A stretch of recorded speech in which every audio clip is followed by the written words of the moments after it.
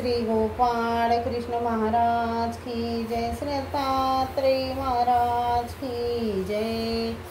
माझे सर्व भाविक भक्त, गोपाळ कृष्ण स्वामींचे भक्त, माझे सर्व चक्रधर स्वामींचे भक्त, मी तुम्हाला परमेश्वराची लीला सांगणार आहे। परमेश्वर कसे आहेत, कसे सहाय्य करतात ते तुम्ही ध्यान देऊन ऐका।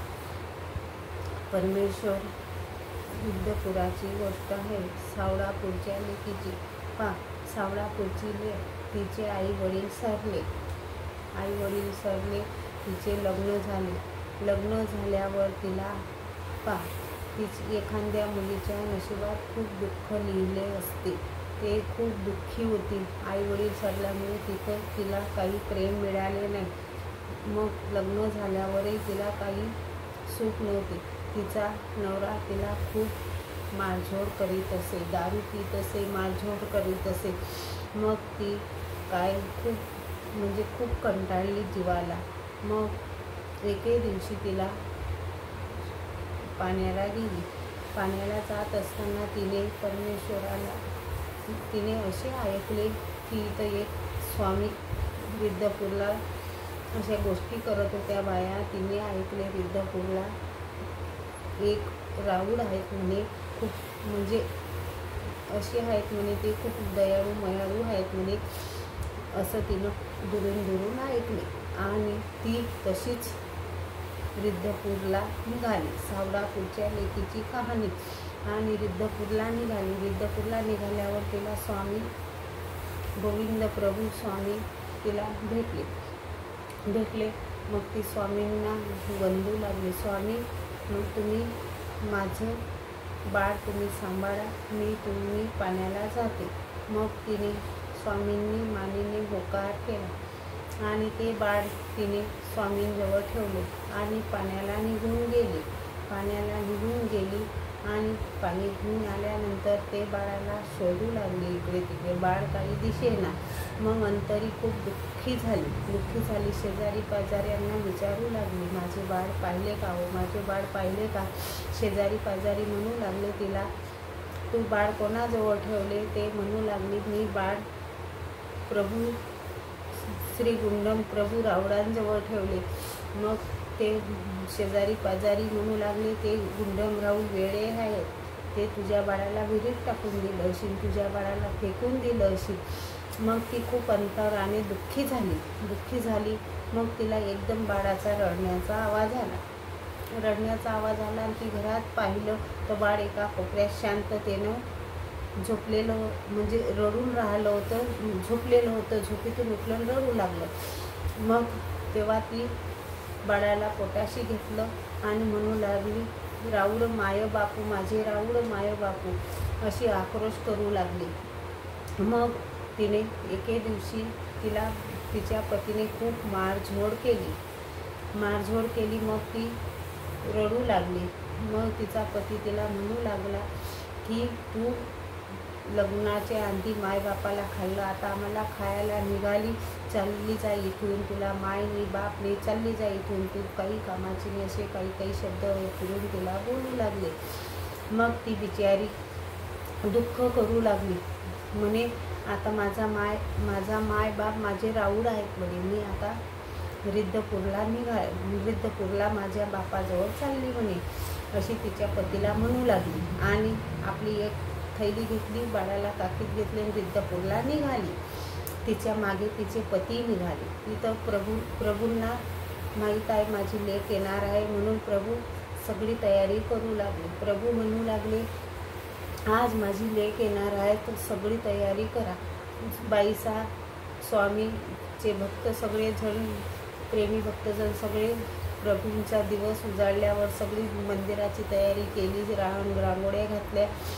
आज भाविक भक्तजन म्हणू लागले, प्रभू आज एवढे आनंदात कसे? तर मग प्रभू खूप आनंदी होते। प्रभू म्हणत, माझी लेक आणि जवळ येणार आहेत म्हणून मला आज खूप आनंद आहे म्हणे। मग ते लेक आली त्यांची। मग प्रभू लेकीची वाट पाहत होते। लेक आली. प्रभूंनी लेकीला जवळ घेतली, पोटाशी घेतली. लेकी ये म्हणे, माझ्या पोटाशी माझ्या जवळ ये म्हणे. प्रभूंजवळ ती लेक गेली, तिच्या मागून जवळ आले. प्रभू म्हणू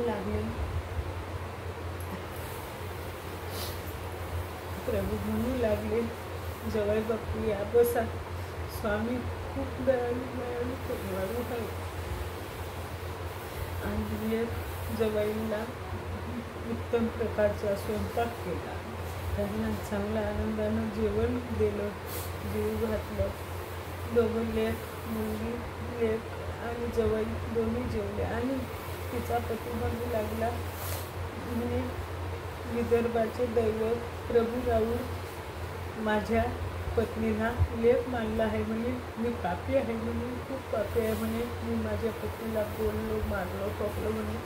आणि प्रभू राऊळांनी तिला जवळ घेतलं म्हणे. खूप त्याला म्हणजे असं दुःखी झाला तो. मग प्रभू त्याला म्हणू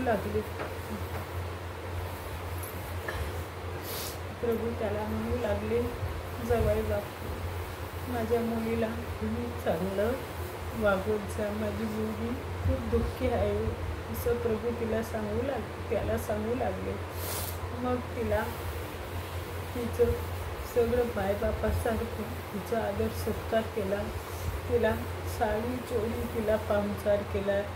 उत्तम प्रकारे नाणलं, उत्तम प्रकारे उठणे लावून तिला हे केलं.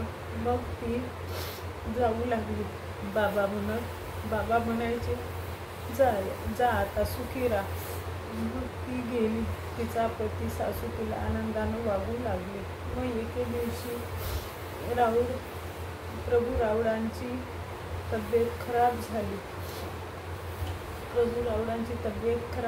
प्रभू राऊळ सरले. मग आता तिला माहीत झालं प्रभू राऊळ सरले. तशीच ती बेहोश पडली. आणि प्रभू राऊळांच्या तिला उठवलं आणि प्रभू राऊळांच्या भेटीला आली आणि रडू लागली. राऊळ, आज माझं माहेर सरलं. आता मला कोणी नाही. आता मी कोणाच्या घरी जाऊ, कोणाला बाबा म्हणू, कोणाला काय म्हणू. आजपासून मला कोणी नाही. माझे राऊळा पिता, माझे बाबा, माझे परमेश्वरा खूप खंत करू लागली, रडू लागली. अशी सावळापूरच्या लेकीची परमेश्वरानं अशी साथ दिली. परमेश्वर किती साक्षात आहेत. परमेश्वर ज्या जीवांना कोणी नाही त्या जीवांना आधार देतात. परमेश्वर खूप दयाळू आहेत. तुम्ही परमेश्वराची भक्ती करा. मी तुम्हाला दुसरं काही सांगत नाही. परमेश्वरावर तुम्ही विश्वास ठेवा. परमेश्वर तुमचं सगळं काही ऐकतात. सावळापूरच्या लेकीला मायबाप होऊन आधार दिला. तिच्या संसाराचं चांगलं केलं परमेश्वरानं. तिला लेक मानलं, तिला पोटाशी घेतलं. परमेश्वर खूप दयाळू आहे, खूप दयाळू आहे. तुम्ही परमेश्वराची भक्ती करा. तुमच्या जीवनात किती फरक पडतो. परमेश्वर खूप दयाळू आहे. श्री गोपाळ कृष्ण महाराज की जय. श्री दत्तात्रेय महाराज की जय.